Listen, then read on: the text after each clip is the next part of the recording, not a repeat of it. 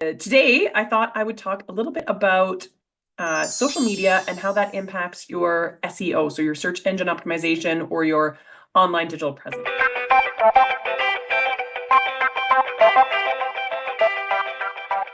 And the reason this was top of mind is that I just did a workshop for my women in dentistry study group that I have here in Calgary.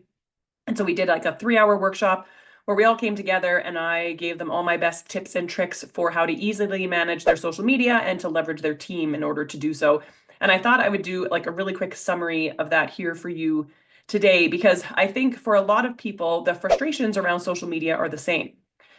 They either feel like it takes up too much time, or they think they have to do silly stuff on camera, which you don't have to do, or they're not sure, they're uncertain about what they should be posting, how often they should be posting, how they should be posting, who should be in these videos, what kind of content they should be making. So it's a lot of time and energy to go into something if you're not really sure what you should be doing. And then also if you're not really sure if there's truly an ROI, so some type of return on investment for you investing in social media. And so what a lot of practices end up doing is they end up paying a company to do, a marketing company of some kind, to do social media for the practice. And I've done that before. I've done it several times, and we don't do it any longer. 100% of our social media is done in-house. But part of the problem of having a marketing agency do social media for you is that you tend to lose the authenticity, the differentiation, and the connection that you have when the content truly is made by you, comes from your own ideas, from your own team, from your own people within the practice. And marketing agencies are really great at pumping out content because they come up with all kinds of ideas and then they just change the colors and the branding for all the different practices they're doing it for. But it tends to be incredibly generic, meaning that it's speaking to like everybody or trying to speak to everybody. And so it's not actually speaking to anyone. And I'm going to come back to content here in just a second. Let's first cover why you really need to have a social media presence in 2025 and for every year until you retire. Social media, unfortunately, isn't going anywhere. I really wish we could all just make it disappear some days, but we can't. And I would say the vast majority of dental and specialty practices aren't getting a huge number of new patients from their social media. There are the one-offs, there are the practices where they claim that that's how they get the vast majority of their new patients in, but that is not the norm and that is not common. If you want to do that, we can chat because I can talk to you about some of the things you really have to do to make that happen. But for the most part, people just need a social media presence to have as many locations that they exist online as humanly possible. Marketing for dental practices is only going to get more and more competitive over time. And the more places that you show up, the better. The reason being, let's say someone hears about you because they drove by your practice or a friend or family member mentioned your name or said something about you, or maybe they happened to come across an ad or something else that you have on the internet. And they decided they wanted to do a little bit of research on you before they called or booked an appointment or came in. Some people will find your website. Some people will find your social media. Some people will find your YouTube channel, right? People are going to go online and see what they can find. You want to make sure that everywhere that they find you, you have consistent messaging, you have consistent branding, and you have easy ways for them to then do what you want them to do. Call you, book an appointment online, whatever that is, join your newsletter, download your free lead magnet, whatever it is. You want to make sure that they can do it as easily as possible. Having social media channels, so whether that be just Facebook and Instagram, maybe you also, like us, have TikTok and YouTube, maybe you're on LinkedIn, whatever it is that you're using. There's like, Snapchat and WhatsApp. There's like a bazillion places you could be. The more places that you are is the more signals on the internet that Google has in finding you, in knowing that you exist, in figuring out what your area of expertise is. And that's really important because most people, when they go online to search for people, are going to type in either your name, your practice name, or something about the services you provide. So when we look at an SEO strategy, so search engine optimization, and people get worried when I say this word, but I'm an expert and it's super duper easy. When we think about that word, it's just how you show up online and how easy it is for people to find you when they're actually looking for what services you provide. The foundation of it is a freaking awesome website.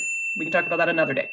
But all the other pieces that come into it are your Google business profile, all your social media profiles, any ads that you run, literally anywhere you could possibly show up online. Let's say you have a blog, backlinks, so showing up in directories, citations, listings. There's a million places you could be. The more places you are, the better. The more high quality places you are, the better. So we think Google is sort of the master of the internet, and it is. Google thinks the most important places for you to show up would be on your website, which is listed on Google, your Google business profile. Showing up on YouTube is very important to Google because they own YouTube. And then social media are considered very high authority sites. So especially if you have an account that has regular content going up and where there's some kind of engagement happening with your audience, ranks you much, much higher than people who don't have that. And that's all I'm going to say about that. But that is why social media is so important. But here's the good news. As an example, I won't name names. We'll just say my husband. Their practices had paid thousands and thousands of dollars a month for a company to be doing social media for them. And although I think the stuff that they produced was freaking awesome, they were very good videographers. They edited well. They came and they filmed, which is why they were so expensive. I don't know that it garnered them very many new patients. And that isn't really what they were using it for, but it was a lot of money to be spending to not actually have an ROI, like a financial ROI that they could track. So what I recommended they do, and what a lot of practices can do, is move their social media in-house so that someone within the practice is actually managing the social media, because it's actually very easy to do these days with all of the amazing tools that we have. And it can go from being thousands of dollars a month to just hundreds of dollars a month. And if you're just spending hundreds of dollars a month for someone internally to manage your social media, then it's there and it's helping your SEO and it's helping your online presence. And yes, maybe it's not a huge, big place where new patients come in to see you, but it's there. And it's really important that it's there and that it's consistent. This isn't a like post for 2 weeks and then don't do anything for 2 months. You have to be posting consistently at a minimum once a week, ideally 3 times a week, where content's going up. Quality is so much better than quantity, but consistency is just as important. The tools that I leverage, that I'm going to get into just a little bit today because I don't want this video to be too long, are AI and scheduling tools. So I use AI like ChatGPT just to help generate ideas, unlimited ideas around the things that I want to make content about. It can write scripts and captions and just give you like a ton of ideas. As an example, at my workshop, we put in, give me 10 ideas for 10-second videos that we can put up on Instagram. And it was for a pediatric dental practice, and it was flippin' amazing. The great thing about AI is that it can search everything that exists on the internet in seconds. And so people are already doing fantastic content. People already know everything there is to know about dentistry. So if you leverage AI to do your research and planning for you, then you can just do little tweaks here or there to make it your own. And it is huge to have content that is authentic and just you. And yes, my face is all over our social media. If you want to look up Impact Orthodontics in Calgary, go for it. On Instagram, it's at Impact Orthodontics. On TikTok, it's at Impact Ortho. We have a good size audience and we love making content. The thing about our content is it's very authentic to us, which is why it does well, because our practice is all about fun and caring and providing exceptional care. It's all about the people and our relationship with people and the fun, caring interaction we have with people. So our social media is that, and we love doing it and we have a great time. And you don't have to be silly and weird like us and do dances and funny things. You'll see that most of our content is entirely educational. We just do it in a little bit of a fun way. Your content can be whatever is authentic to you. So there are 2 activities that you really should do before you start making content, or if you are making content, to tweak your content. Number 1, first define exactly who you're speaking to, because a generic message to everyone doesn't speak to anyone, and you really want your message to be attracting your perfect dream patient to your practice. So if you desperately want more families in, then you're going to be speaking to moms and dads. If you desperately want more implant patients, then you're speaking to people who need implants. Figure out who that group is. You can have multiple groups, but define them. Figure out who that group is, and then figure out what kind of message you could be saying to that group. So when you're going to talk about your practice and yourself, you're going to identify first all of the things that make you awesome. So these are the 2 things you have to do. Who is your audience? And what kind of awesome message can you put out there that will suck them to you, attract them to you like a magnet?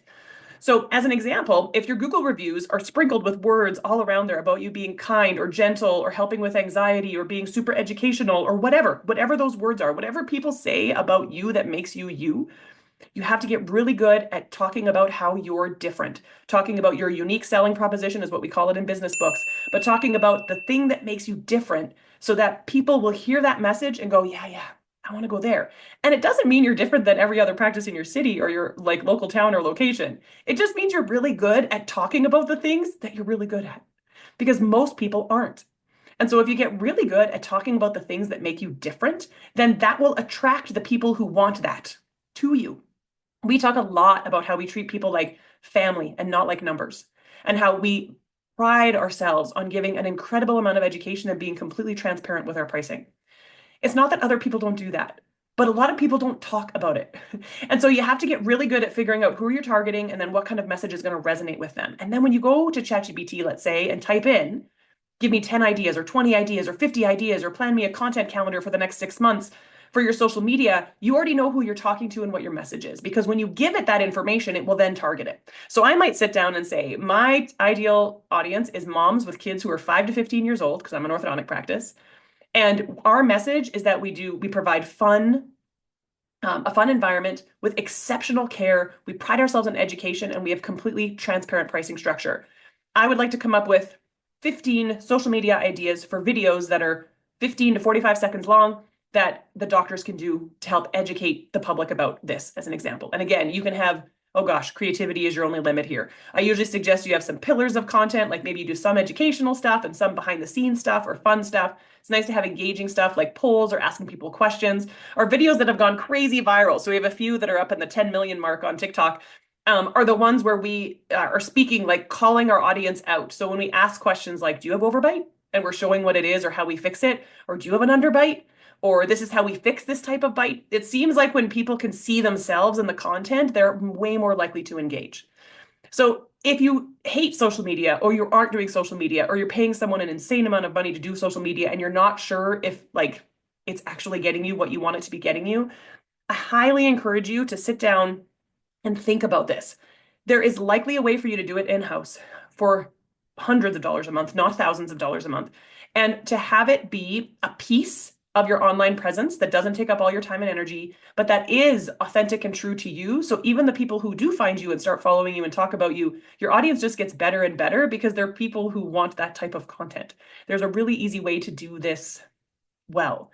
So those are the first two pieces that define your audience, figure out what your messaging is, and then play around with AI a little bit to help you break this out. We have a team member who does this as part of her job. And so she does all the filming and the editing and the scheduling, like to put everything up. And she does a lot of the idea generation, but we also do some idea generation as well. And I used to have to sit down for half a day just to come up with a bunch of ideas of things to film. And now I can sit down for 15 minutes and come up with 25 videos to film. So it's so awesome. With scheduling tools, there are free ones and paid ones. You could schedule your content out for the next 30 days, 60 days, and then you never have to panic or make something at a last minute. You don't have to be doing like stories every day and all of these things. You just need something consistently going up so that your channel is active and so that it links back to your website in some way so that Google knows that you have all these places on the internet that you're active and you're doing stuff. And it really helps your SEO presence. It is a big deal. It's just as important as having a Google business profile. I love social media. I love AI. I love SEO. These are all things I get super excited about. So if you really want to work on this for your practice, or you've got questions about it, you want to talk to me about it some more, leave me a comment down below. Shoot me a DM.